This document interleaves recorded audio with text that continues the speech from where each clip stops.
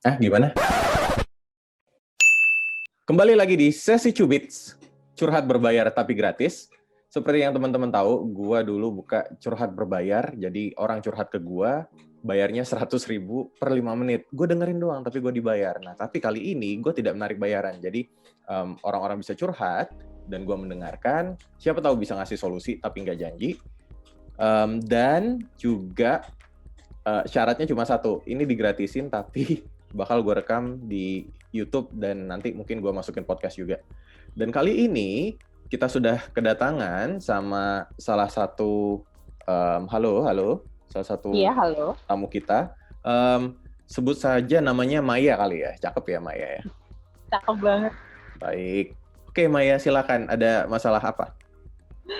Oke Bang Jan, jadi Ya. sesuai yang kemarin, aku udah beberapa bulan ini insomnia. Insomnia, oke. Oke, insomnia ini semakin kesini itu semakin parah. Semakin parahnya gini, almost every day aku akan bangun di jam 1:30 pagi dan nanti akan baru bisa tidur lagi jam 10 malam. Gimana? 1:30 tidur? 1:30 pagi. Oh, jadi sebenarnya jam tidur lo geser? Aku akan tidur jam 10 malam. Tapi jam 10 malam pasti tidur? Pasti. Oke, terus? Jadi nanti baru bangun 1:30 gitu. 1:30 udah kan aku jam 7 udah masuk kantor, sampai pulang, udah habis itu udah nggak bisa tidur baru malam ya, sesuai jam tidur malam biasa. Ya. Semakin kesini aku mulai semakin kayak yang kenapa kok bisa gini, apakah aku stres dan lain sebagainya. Ya. Terus mencoba menganalisa sendiri, akhirnya menimbulkan ketakutan sendiri yang nggak jelas gitu. Salah satu yang aku analisa sendiri adalah aku bekerja di kantor ini itu sudah 8 tahun. Oke, 8 tahun terus? Di salah satu BUMN gitu kan. Ya. Nah, orang kalau ngelihat di BUMN itu udah keren lah gitu dan udah kebanggaan orang tua banget gitu kan. Ya. Kondisinya ketika pandemi ini ternyata kantorku tidak seoke itu. Oke. Kita gajian mulai dicicil, jadi kayak dicicil cuma 25%, ntar 25%-nya entah kapan lagi gitu. 25%-nya tahun depan ya? Kayaknya gitu, aku takutnya begitu. Nah terus mulai kepikir untuk apakah aku harus move ya, cari kerjaan baru. Kemudian aku kalau mau move cari kerjaan baru, kebetulan aku di bidang HR kan. Aku merasa ilmuku mati. Ilmuku mati kenapa tuh? Maksudnya gimana? Gak kepake. Jadi kayak, aku kan psikologi ya. Di kuliah dulu harusnya di level sekarang dengan 8 tahun bekerja itu kan paling nggak ya manajer lah gitu. Iya. Dengan berbagai macam pengalamannya, padahal nyatanya sampai sekarang tuh aku belum sampai di level itu gitu. Terus aku mau mencoba untuk aku harus nambal ilmu apa ya gitu, ilmu ini coba aku pelajari gitu kan, sempat ikut kayak trainingnya gitulah online ya. Ya. Sekarang ini kan ya. Tapi kok aku merasa tidak nyantol ya dengan ilmu training online. Apakah aku ketuaan gitu, kayak nggak masuk ya gitu. Terus aku mau ngelamar kerja di tempat lain kayak yang bisa nggak ya gitu. Masih bisa nggak ya ngikutin ritme kerja di swasta? Masih bisa nggak ya ilmuku menyamai orang-orang yang baru lulus sekarang gitu. Ya. Yang ya ketakutan yang seperti itu Bang Jo. Oke. Sebenarnya masih ada nggak? Itu dulu deh. Oke, itu dulu ya. Jadi ada beberapa masalah nih. Yang pertama kamu insomnia. Terus yang kedua kan tadi gaji dicicil, gitu kan. Dan ketiga gaji dicicil ini sebenarnya kayaknya core problems-nya di situ deh. Tapi insomnia ini terjadi sebenarnya bukan insomnia juga sih. Kamu tuh kayaknya lebih ke jam tidur yang geser loh. Kayak jam 10 sampai jam 2 ya berarti ya. Kamu tidur 4 jam sehari ya? Gila kan? Tidur 4 jam sehari. Oke. Ya. Jadi insomnia ini terjadi kapan? mulainya? Sudah beberapa bulan ini dan semakin ke sini almost every day akhirnya. Sejak pandemi? Dari dulu sih Bang, tapi dulu tuh cuma kalau kayak mau ujian, mau apa, jadi akhirnya aku bisa menganalisis kan akhirnya di akhir-akhir ini. Yep. Oh, stres nih gitu. Right. Nah itu yang mau aku telusurin gitu, karena kalau misalnya sebelum pandemi juga ternyata kamu udah seperti ini, jam tidurnya dari jam 10 sampai jam 2, ya berarti emang mungkin jam tidurmu yang kegeser, gitu kan? Enggak, kalau kondisi normal aku bisa jam 10 sampai jam 4, jam 5 lah gitu. Right. Nah, jadi berarti ini mungkin ada tekanan dari stres. Tapi disclaimer, gue bukan dokter. Yes. Maaf ya, ini lagi ada orang renov di apartemen sebelah. Nah, Saya terus juga di bengkel nih, Bang. Betul. Nah, jadi kayaknya kamu perlu cek juga mungkin ke profesional, healthcare professional. Dan kalau dari aku sih sepertinya ada beban pikiran yang ujung-ujung berpengaruh ke kamu jadi kebangun, gitu kan? Nggak bisa tidur segala macam. Dan dari yang kamu bilang juga setiap ada stres, jadi ada pemicunya sehingga kamu jadi bangun subuh-subuh dan jadi overthinking and stuff, right? Nah, jadi mungkin buat mengatasi ini, kita coba cari ke akar permasalahannya yang kamu stres sekarang kan. Nah, jadi sebenarnya aku melihat, kamu stres karena gaji dicicil. Tapi gaji dicicil itu seberapa lama dicicilnya? Harusnya kan gajian di tanggal 30 November ya. Itu kemarin baru di tanggal 10 Desember kayaknya baru 25% gitu. Sampai sekarang masih belum jelas kapan sisanya. Kalau yang kemarin, bulan-bulan kemarin gimana gajinya? Bulan-bulan kemarin apakah penggajiannya 25, intinya penggajian 100% itu kelar dalam waktu berapa lama? Seminggu, 2 minggu, atau sebulan? Oh, 2 bulanan. Oh, 2 bulan? Yes. Oke. Jadi harusnya kayak misalnya Oktober gitu ya, harusnya kan aku terima di 31 Oktober nih. Right. Nah, itu baru kelar itu di awal Desember gitu, di minggu pertama Desember. Right. Oke. Kalau dari segi keuangan kamu ini berpengaruh nggak? Maksudnya apakah sebenarnya keuangan kamu sekarang aman gitu? Berpengaruh banget. Karena akhirnya kan kita ngambilin tabungan kan, terus gajian cuma 25% kan kayak apa sih, cuma seberapa sih gitu, langsung habis. Oh iya, betul. Tapi kan maksudku kan sebenarnya ini kan kayak ya udah kamu ambil, tapi toh nanti misalnya tadi dalam waktu 5 minggu kan ke refill lagi gitu loh.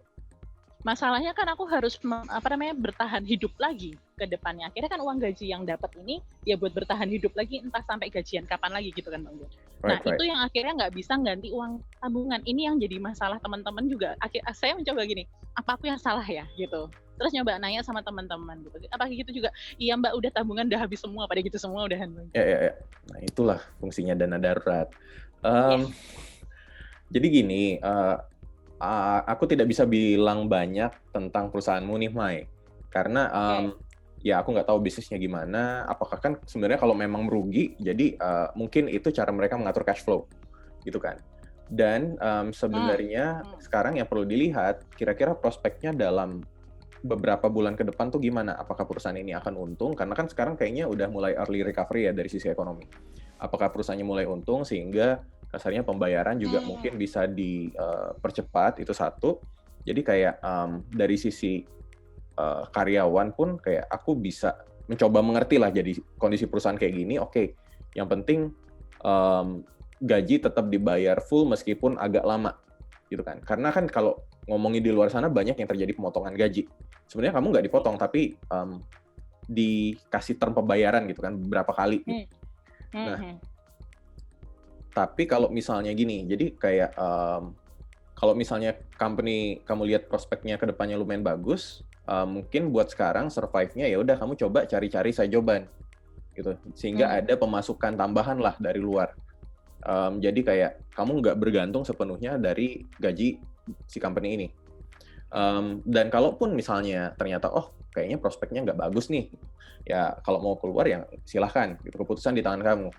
Tapi ketika kamu punya kekhawatiran, nah itu kan, jadi lebih baik take action about it gitu loh. Kamu khawatir, aduh, gua masih gue masih kompetitif nggak ya di luar sana dibandingin lulusan-lulusan baru? Ya kalau dibilang ya kompetitif aja.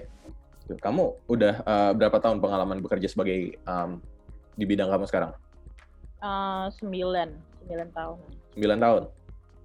Oke, nah kalau 9 tahun berarti itu kan sebenarnya kamu udah punya 9 tahun pengalaman gitu kan? Yes.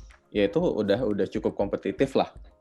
Tinggal gimana caranya kamu bisa mempertajam dan juga nawarin hal baru mungkin. Nah di sini pentingnya kamu buat belajar apa ya, di bidang ini apa ya, kalau di bidang HR skillnya ya mungkin soal gimana caranya buat meningkatkan produktivitas segala macam yang kamu bisa propose ke perusahaan gitu loh. Jadi ketika kamu melamar pun misalnya kamu bisa, ini ketika misalnya gue jadi HR, ini yang akan gue lakukan gitu kan, dan ini bisa dari sisi interviewee juga melihat, oke, kamu bisa melakukan ini, ini bisa meningkatkan produktivitas perusahaan 25-50% sehingga jadi lebih efektif, why not gitu kan. Dan jadinya kan kamu bisa masuk gitu loh. Jadi daripada kamu mencemaskan, aduh, gue masih kompetitif nggak ya? Nah, sekarang coba cari keunggulan, kelebihan, kekurangan kamu apa, terus gimana caranya kamu bisa memaksimalkan keunggulan kamu di situ. Kekurangan ini kalau misalnya nggak terlalu vital ya udahlah, tapi kalau misalnya vital, ya gimana caranya kamu bisa menutupi kekurangan lah, gitu. Iya Bang Jon, jadi kemarin tuh sempat sampai yang akhirnya gini, apa perlu ya aku banting setir gitu, keluar Banting dari setir, link. Nah itu aku juga masih belum paham. Ya, banting setir dalam artian ini pindah perusahaan atau? No. Keluar dari circle HR. Oke, what are you gonna do? Aku sebetulnya sebelum pandemi sempat membuat sebuah IO kecil. Right, terus? Kami fokus di masalah ibu hamil dan anak. Sempat bikin event sekali, kemudian mau bikin event lagi, pandemi habis sudah.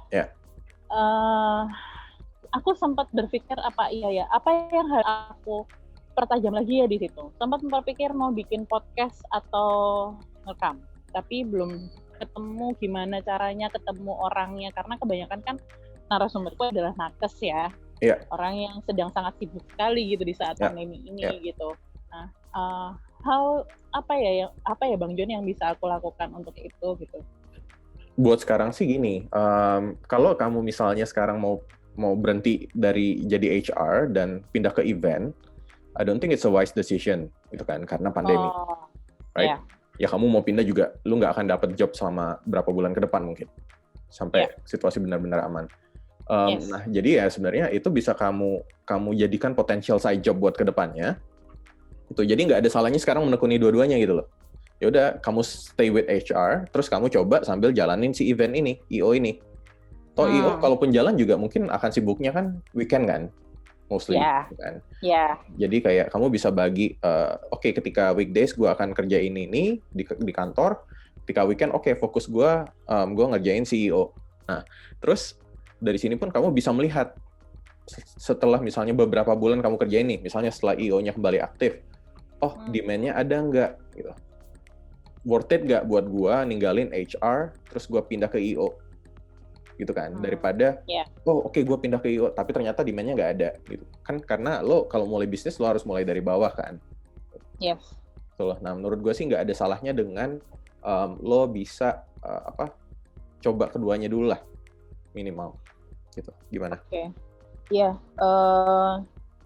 Berarti kalau misalnya aku memilih stay di perusahaan ini ya, aku tahu sih maksudnya kondisi perusahaan ini tidak akan membaik dalam waktu dekat.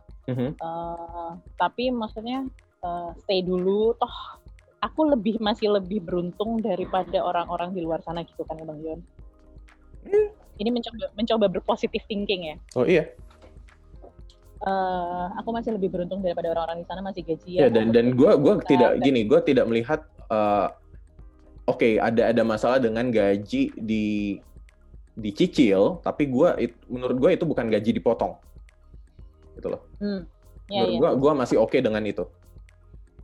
Tinggal kan sekarang tabungan gue cukup nggak buat gue survive dulu, gitu kan. Terus gaji udah dicicil 25, 100%, oke. Tabungan gue full lagi. Gitunya sih. Jadi lo ini lebih ke gimana caranya lo ngatur cash flow. Iya. Oke? Oke. Oke lah kalau begitu. Yap. Baik, terima kasih Maya. Semoga tadi cukup membantu ya. Iya, terima kasih Bang John. Sukses-sukses ya buat kerjanya. Thank you so much. Aku jadi lebih ada open mind lagi gitu loh Bang John. Oh iya, masih beruntung dibandingkan orang luar sana gitu lah. Ya. Oke, baik. Thank you so much. Sampai jumpa. Sampai jumpa Bang John. Yuk.